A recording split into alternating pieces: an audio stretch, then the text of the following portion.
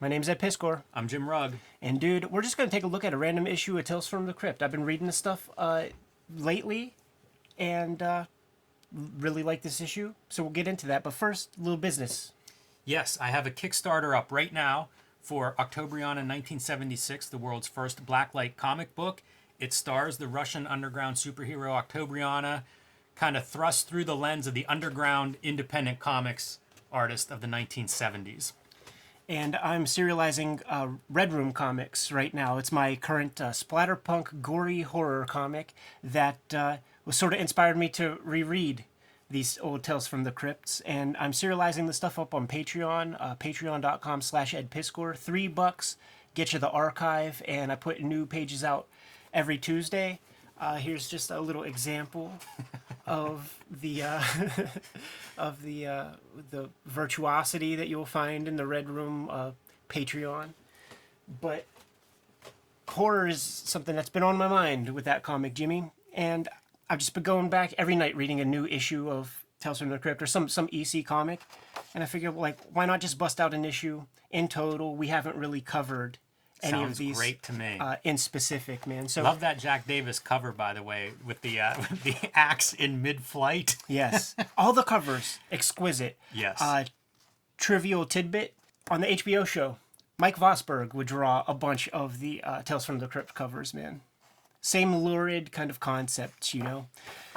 Perfect for a little kid. Like, tell me you saw that as a little kid. You have to know what's going to happen on the inside. They're so striking. All those covers are so impressive, and to nail that many of them, usually you get one good iconic cover or two out of an artist. It feels like all of the EC covers were just perfect. I think Feldstein and Gaines really taxed the artist and I'm sure paid a premium rate for that cover. They're notoriously the best paid cartoonists of this time. The cover usually goes for more, so they're going to want to get, you know, what they wanted. Now, the conceit of Tales from the Crypt comics, or the EC horror comics in general, or any EC comic in general, they call them O. Henry stories, man. You have somebody who does some tremendous evil, and they get their comeuppance, they get some retribution, in the very end, very just desserts. Old Testament style. Old Testament, yeah, for sure. And the thing I like a lot about a Tales from the Crypt comic, or just the horror comics or whatever, you always once you get into the rhythm of reading them, you have some idea what's in store, but you never get it 100%. There's always some piece that is extra that you go, oh, that was dope, even as an adult. You know what I'm saying? Like, you think you got it, but you don't quite, man. Jack Davis, principal artist of Tales from the Crypt. This is the equivalent of an EC splash page. This is what you're getting. And we could get into the particulars of the story or not. It doesn't matter that much. It's the art we're really looking at, and we could gloss over the story using that white zipatone with the kind of like interlace, like TV screen kind of lines, man, to kind of push the background characters into the background. Really rich in black and white, considering these were published in color, and yet they look spectacular in black and white. They might look better in black and white even. It was such a different approach to making comics than it is today, where color is, you know, it's almost like the inking just doesn't exist today. Even if you are drawing in ink, it's not the same as this, where all the textures are built this way. As you mentioned, the delacing background effect. It's just such a rich piece in black and white. The palette was very limited back then, and the rule of thumb with artists who had any kind of training, the rule was always, you got to get this thing to work in black and white before color is applied. And there are some fun techniques that I've been really paying attention to while going through these comics to see how they make certain things stand out and get pushed back into the background and stuff. So this story opens up, man. We got a guy, he's playing chess with somebody. You don't see the person that he's playing chess with. So that's one tell. Hit number one. Yeah, you know something's going down. So he's talking about like the days of yore with his homie who he's playing chess with, and they were inseparable. There's even a fairly homosexual connotation to this stuff, because once a girl is introduced into the thing, it breaks up the friendship, and our main guy takes great offense to his homeboy's relationship. But he's the science guy.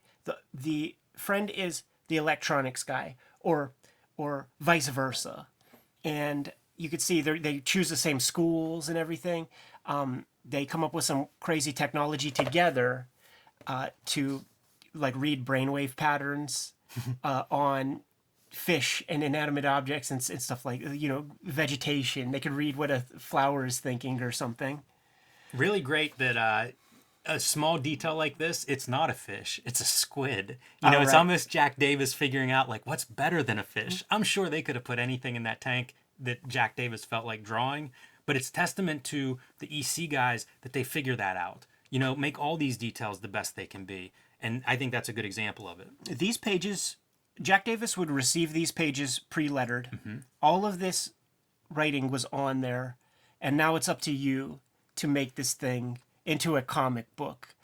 In the retrospective panels, you see it's like almost like a thought balloon kind of text, kind of shape, and then the modern day stuff is rigid. So that's another piece that Jack Davis figured out. And when you hear about Jack Davis could turn these stories around like in a weekend, when you get panels like this, you kind of like can be like, maybe I could do 7 pages in a couple of days if all I have to draw is some eyeballs like hidden behind tons of fucking verbiage. One more note here. We should point out textures. That's something I always love looking at with the EC guys. And really with previous generations of cartoonists, it was almost like you had to have a certain set of textures where you could do plants, you could do underwater. There were a handful of things, leather or like, like a jacket or whatever. You could do different clothings with that texture, hair. There'd be a handful of these things. And usually it seems like they'd have about 3 or 4 different texture line sets that could be applied to read as several different surfaces. So I always enjoyed that whenever I'm looking at EC, especially as a how-to or aspirationally, where it's like it's interesting to see what they bring. It feels like it's part of the cartoonist tool set. Sure. And they each have their own unique brand. And Yes. all you have to do is show me a freaking fraction of a panel and I'll be like, oh, that's George Evans drew that. You know what's great too is like you think of what's common amongst all these cartoonists, right? Like look at hands. They all draw their hands differently. Really great. Very instructive since hands are so hard to draw. Is like just study these guys. Big knuckles on Jack Davis's characters. And he draws the knuckle here better than everybody else in comics. You'll see that throughout. There's one right there. Okay, so both of these guys, similar levels of intelligence, and iron sharpens iron. As they go through school, they keep bolstering each other's neural capacities until a bimbo is introduced into the mixture. And our guy is fucking salty that his friend has to dumb it down for this girl. And he is beside himself when he has to be around. It's being that third wheel and the vapid nature. You hang out with your homie one day and shit is going a certain way. You hang out with the girl and then you see, him adjusting his social barometer and whatnot. But our guy, he's just getting more and more angry. But they still, when they have time, they're working on some shit together still. And it's all about that little machine that we saw reading the squid's thoughts and shit. Because here's what's going to happen, man. Our main guy, he's going to try to hold shit together, call up the homie and say, dude, I'm working on some new shit. Come over. The Swerve. Come over, man. We got some things to work on. And I guess they put in a good weekend because I'm about ready to perform my first 75% lobotomy. Very important. All I need is a patient, right, Andy? So they're having an argument. The girl shows up and the friend leaves with her. And then they get together every now and then, right? But what do you think, man? He's a lobotomy patient, right? So he cut out 75% of the guy's brain and he gets to keep it. He gets to keep his friend. And that 25% that allows for motor function and all that girl don't even know. She's none the wiser, man. She's happy with what she got because all she wanted was physique and aesthetics. And then, of course, they have the play on the words, right? If he would have stuck with that girl like this, he would have lost his mind. A lot of irony in these stories. So they there it is. And the sort of ending is, if you keep arguing with me, I'm gonna shut the machine off. And the guy's like, oh no, King Rook 2 or some, like I'll keep playing.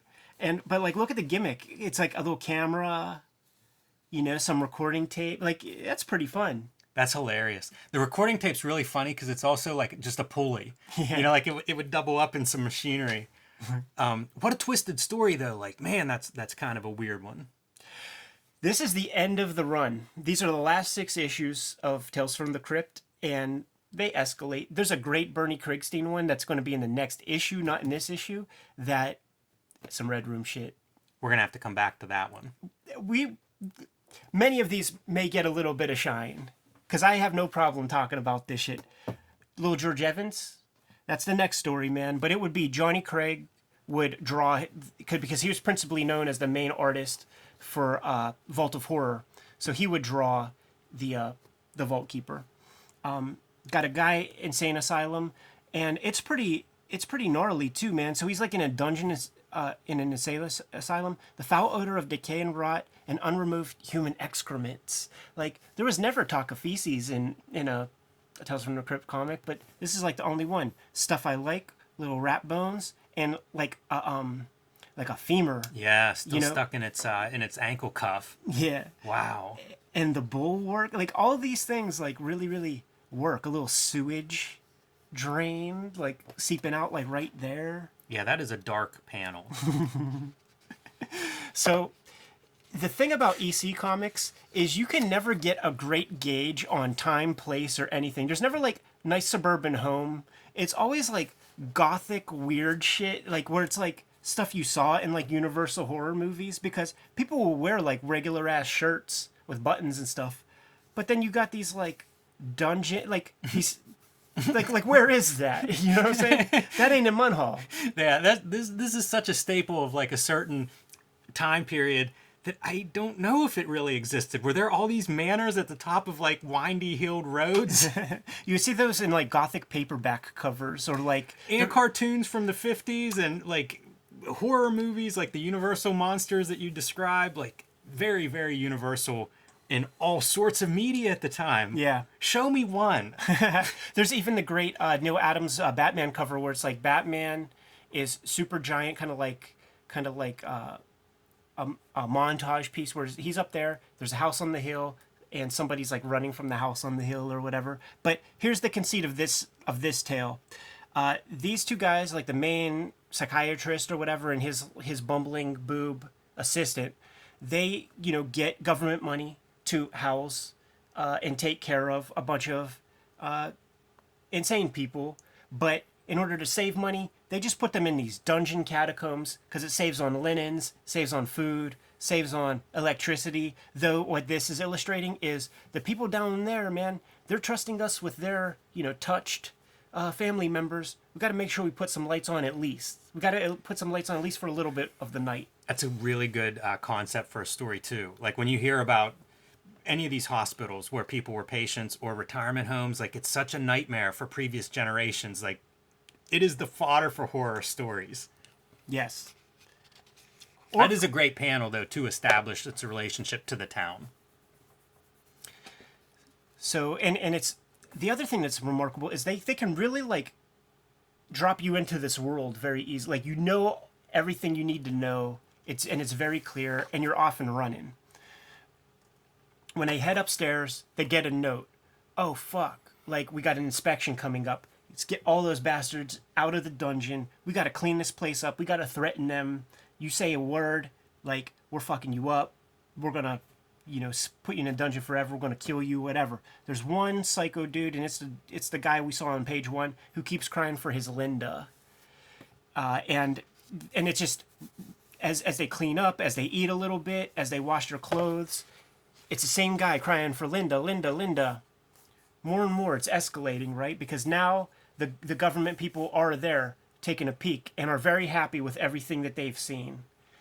And out comes the Linda guy who's crying for his Linda, and he just breaks away from the doctors and everybody and leads them as he runs down to the home where he's most comfortable, which is the dungeon catacomb, so that he can rejoin his Linda, who happens to be a little mouse, a little rat.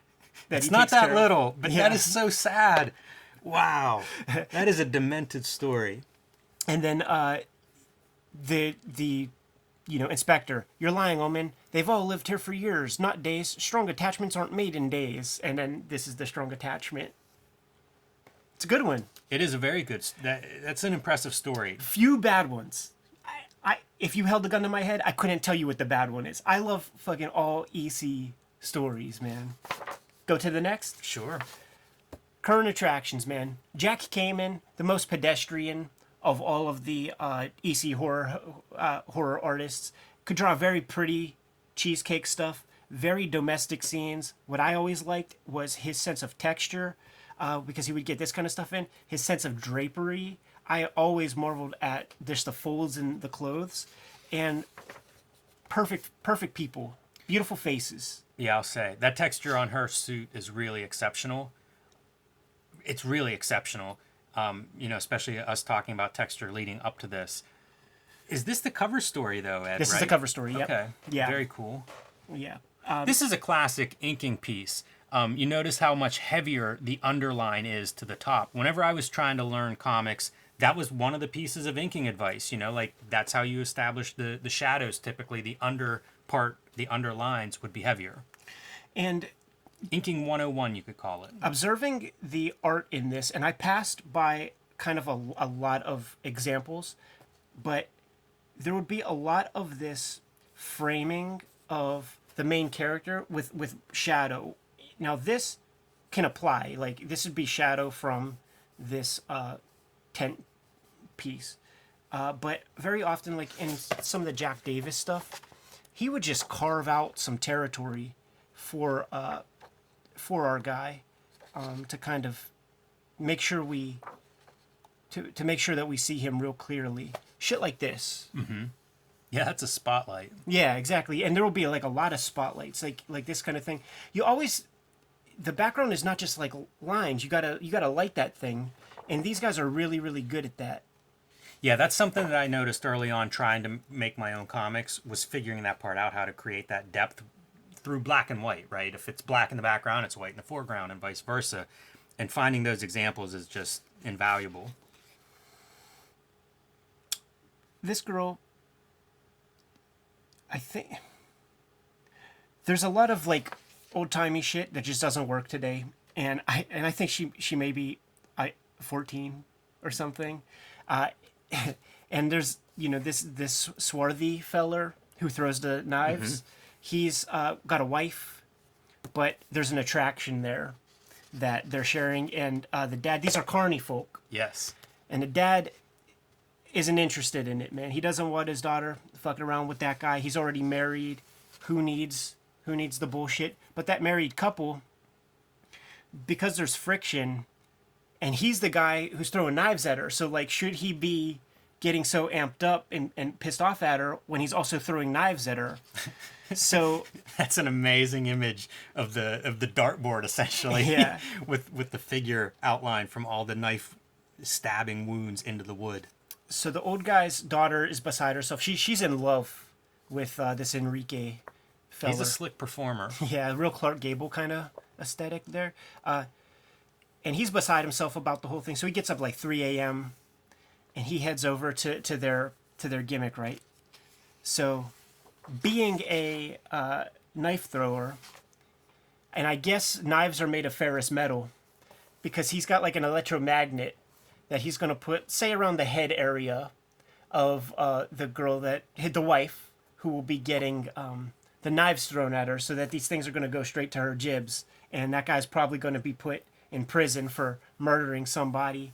All the carny folk have seen them arguing day and night all the time, right? So now he finally is going to end up killing her. But here's the thing. The wife, she's just letting everybody know that they've called it quits.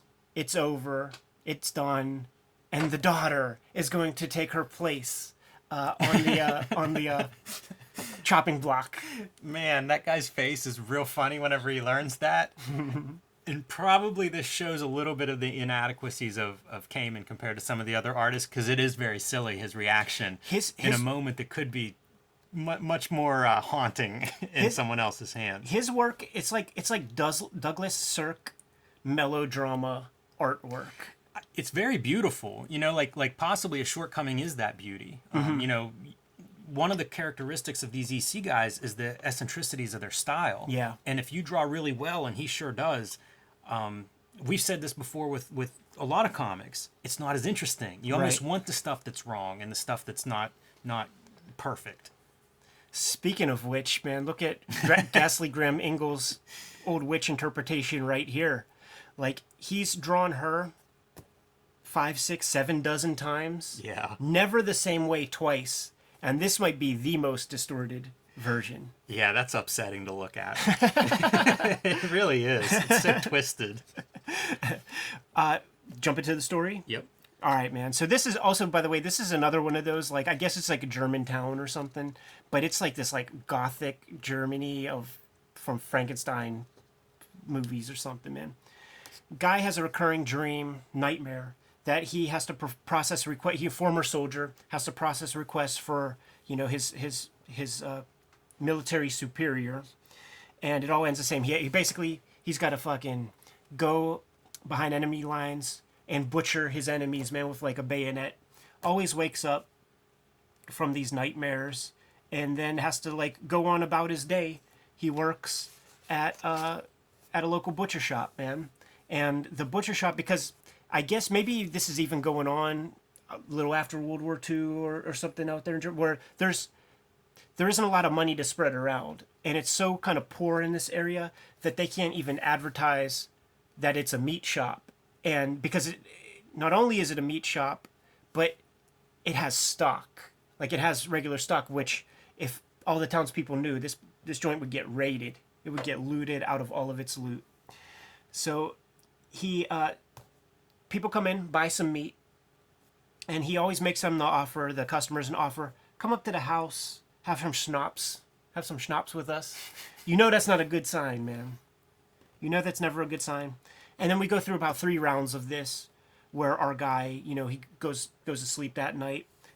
Ghastly Graham decided to use duotone for these dream scenarios of like the dream corporal shouting and barking orders to him. Some of it's really effective, like this one where we see the duo shade in his face, the dreamer's face, Yeah. coming through is almost like scars and wounds and things. Yeah. I imagine he's trying to like go for one of those old school camera dissolves or something. And then we see the corporal like materialize into our butcher guy, you see. And then it turns out that when he wakes the guy up, he's still barking the same orders like he's the corporal. And our guy, they had no language for this. They call it shell shock or whatever. Right. But it's PTSD. And there's a million PTSD stories in EC Comics. This is but another one. And it turns out that he can manipulate this guy into thinking he's just processing orders for his military leader. And then he butchers the townsfolk for meat for the shop. You see, like it's cannibal. It's long pig that they're serving, man. that shit ain't ham. That could go no other way. Of course, and in the midst of, he sort of comes to and realizes that you've been manipulating me. I've been cutting people up. That isn't steak at the shop, man.